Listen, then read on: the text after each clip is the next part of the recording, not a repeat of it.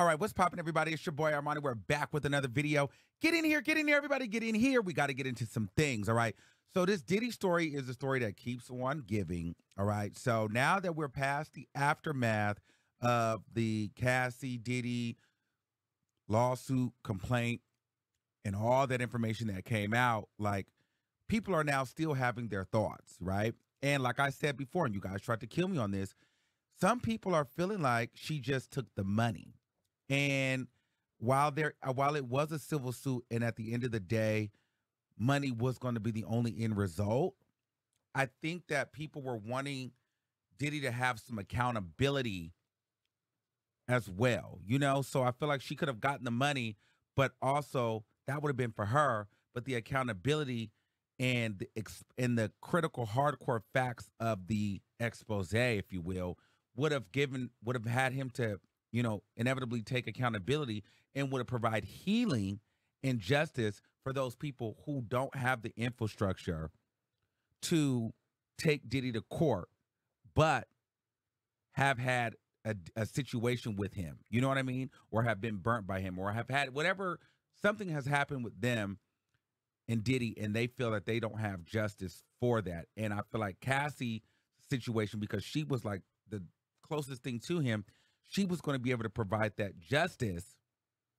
to him, to those other people, victims, whatever you want to call them, by her going through with this case and winning. Okay, it's kind of like the Cardi B Tasha K case. Cardi B, you got awarded the money, but that was still vindication and validation and justice for many other people that, you know, Tasha K has burnt over time. So that's why people were like, if you apologize to her and make amends with her, it's going to undo everything that, you know, you fought for and people supported you fighting for. You know what I'm saying? So I think that is kind of what the issue was for a lot of people. And to me, I still kind of feel that way as well in regards to the Diddy Cassie situation, because it was like you had so many of your peers and the general public supporting you and ready to, you know, have your back, and then you just took the money, you know, without having him to provide any accountability. Now, even though that is the situation, I do feel like this is the beginning of the end with P. Diddy, Puff Daddy, Daddy Love, because he's still feeling it. Now, whether or not it's, you know, it's to be proven, we all believe it. You know what I mean? And then to pay her off that quickly, it's like, I'm not spending my money to quiet you down if I didn't do anything. That's like going to court. That's like Tory Lanez being in the court with Megan Thee Stallion, saying that he never, you know, did what he did to Megan Thee Stallion, but never takes the stand and defend himself. You know what I'm saying? So it's like you never go and fight it. So you're just hoping that your lawyers or the money can just make it go away, which means you did it. But now you can just say, oh, I didn't do it. Well, you never even tried to really fight it. You just paid. You know, so I believe that Diddy is guilty. And I believe that his karma and his the chickens have come home to roost. Now listen, so this is what he's giving right now.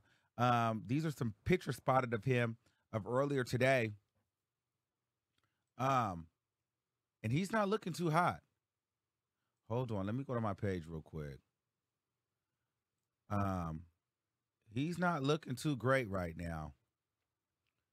He's looking stressed. He's looking at reading the comments.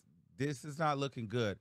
To me, this shows the face of a man who realized that the door has been opened, and this is the beginning of the end of the Puff Daddy era. This is not going to go away. Somebody is going to come and nail this coffin shut. There's only so much you can pay. So many times you can pay a person off before somebody says, you know what, it's not even about the money. People need the facts. And Cassie didn't do what she was supposed to do because she just took the payoff. But I'm going to end you. So it's going to be very, very interesting to see how this comes in the next couple of months or years. It may not happen right away, but I do believe that this is the beginning of the end. All right. So in other news, a lot of fans and people around are upset with Joe Budden. Now, if you guys are not familiar with Joe Budden, he has one of the #1 American hip hop podcast platforms. And Joe Budden has a very interesting take on everything socially. He's very passionate. He always gives his opinion on things. With the Megan Thee Stallion, he was very vocal about that. He's very vocal with these situations in anything that happens within the culture. And so he's built his platform up to where people do want to go to him to see what they say, what his opinions are, especially on huge matters. And a lot of people are very disappointed because he decided to play it safe with his Diddy commentary. Now, let you listen to what he said. You got to take my word. Yeah. I think. All right, so nobody ready to say it. All right, come on, move on. Nah, I'm with you. We got it. All of this shit is fucked up with there. Yeah, it sounds like a toxic situation in general. That's the perfect word. Ish and I was discussing that people have been calling our phones that don't watch podcasts. I don't think niggas even watch podcasts. Niggas blowing my phone up. Yo, y'all niggas better keep it real on Diddy. Don't let Joe be skating by. Yeah. I'm like, yo, Somebody at least they let y'all. The niggas are telling me, yo, what Joe gonna say? I said, nigga, ask Joe. Why are you asking me what Joe gonna say? Or tune in. Yeah. Fuck. Yo, are y'all stupid? Like, let's have a moment. No, for real. Damn. Turn up. Y'all man. gonna make me take these fucking shades off. Turn up bro. in your I've been trying Travis to be Scott's cool. while this is I've been Travis trying Scott. to respect the gospel clean version of this podcast. But I be wondering this too at home. The fans echo some of that stupid shit. Do y'all think podcasters are coming into work to say that domestic violence, rape, sex trafficking, and drugging women is right on some fronts?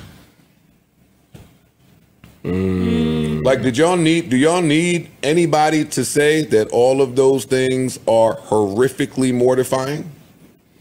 Y'all didn't need Joe Budden for that, right? Y'all don't even want me for a music review. So I know that I'm not now the right The harbinger of truth. Nah, you know what And really morality. Since we here, what really is like what you said for Carisha to the podium. Like, why y'all? Yeah, you have a relationship with Puff. You're known to skirt certain things when it comes to Puff. But that's the reason. But nigga, it's people that signed to Puff that got a podcast. So if you want somebody to talk about Puff and you think somebody gonna pull punches or not say nothing, go talk to them first. That's not that. See, because I want to add to that though. That's what I don't like. Because that's my thing, right? Like, for as much praise as I give Hove and a Puff and a Dame and just for all of the praise, right? Again, back to podcasters keeping some of their thoughts private and just like not having to share everything. I don't feel like I need to come in here and have word vomit about my discernment when it comes to some of the evil shit that goes on in the industry. Nor do I think I'm the mascot and spokesperson to be the deliverer of news for some of the evil shit that goes on in the industry or some of the treacherous, some of the things that are not made not so public, right? Like, I don't think the public would react well if they knew all of the locker room behavior of football players. I don't. Oh, True. But there's some wild stuff. I personally think that was like a little bit of a coward move, and you skated through it. Number one, first of all, they were trying to insinuate like Carisha should say something or Drink Champs, Noriega, and them should go on. They have an interview platform. Those podcasts, those major podcasts that are signed to Diddy, they have interview platforms. They don't do commentary. They don't give hot takes. They don't passionately talk about culturally events with their opinion. They have guests on and they do interviews. So they're not typically one that's going to actually end up having to speak on it. Maybe if he sits on their platform, they'll give him an interview about it. But to give commentary on it, let's not do that because we don't go to them for commentary. You know we go to Joe for commentary. And it's not the idea that we, the people, need podcasters to tell us that all of those allegations are wrong. So we know that they're wrong, but we want to know what is your thought on that. And all of a sudden, you don't want to come out and say out of your mouth they're wrong, but you insinuate like, well, y'all don't need podcasters to tell you that's wrong. So why are you coming here? Well, I thought that was the point of watching our favorite podcast. We want to hear your take on a major cultural issue because you would do it any other time. So now to sit up here and act as though y'all don't need me to tell you if that's right or wrong, that's not the point. We don't need you to tell us a lot of things, but we still listen for your opinion because you built that platform where we are entertained and we like your insight. So I just feel like that was a cop-out because you didn't want to give a hot take on it because you know you would have to come against Diddy and you don't really want to do that.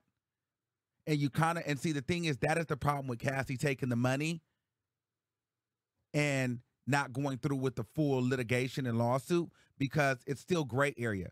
While the court of public opinion, we know that he did it. There's no proof or evidence to it.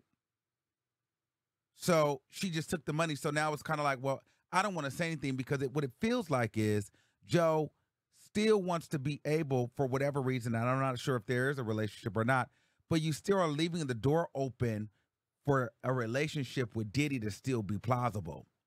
And see, that is because Diddy has power, fame, and celebrity. So what I feel like is he's trying to see how this is going to go over for Diddy, and he doesn't want to burn that bridge because Diddy is so famous and so powerful that the industry might move past it, and he doesn't want to be on the outs, taking on a side of Cassie where she is not really in the industry anymore. So why would I go against Puff when he has a celebrity bias, a rich bias, a fame bias? I need to kind of keep that door a little bit open. I'm not going to nail the coffin shut on him just in case he gets through this and then this is old news in a week. And I've given this huge hot take on how he's trash and how he's a freak and how he's been here and all these stories I've heard just for Puff Daddy to come then be at the top of his game again and now remembering me as the guy who got on my platform and confirmed all these allegations being true. Joe doesn't want to be in that beef, in that mix. So it's giving you a little bit afraid of Diddy, or you're trying to keep that relationship door open just in case. Because to sit up here and act as though you're not going to want to have a hot take and we don't need to hear that from you is crazy, because you would have given an opinion on anything else, yelling, screaming, talking, going in. And let's also be clear, Joe, if anybody else were to start doing opinions and giving opinions like you in a podcast space and start elevating past you because you're afraid to touch these type of stories, you'd be hating on them. So, you know, you're getting comfortable now. I feel like Joe is getting comfortable now because he's occupied that spot for a while. So now he's feeling like, well, I'm not going to touch this. Well, you built your platform to a point where we want you to touch that because your opinion matters. It's like Wendy Williams, no shade. Like, we can hear the story a million times from a million different people, but we want to hear what Wendy has to say. We know the story. We know we've made our opinion. We want to know what you say because your opinion matters and you know that. So to sit here and play it easy, just say you want to keep that door open, keep that relationship open just in case Diddy overcomes this.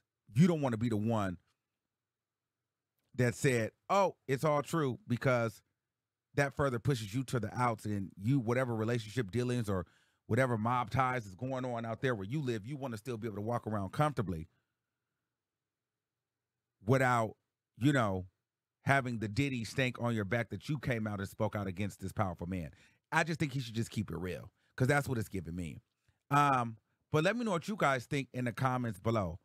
Do you think that Joe Budden is a little bit of a scared and going easy?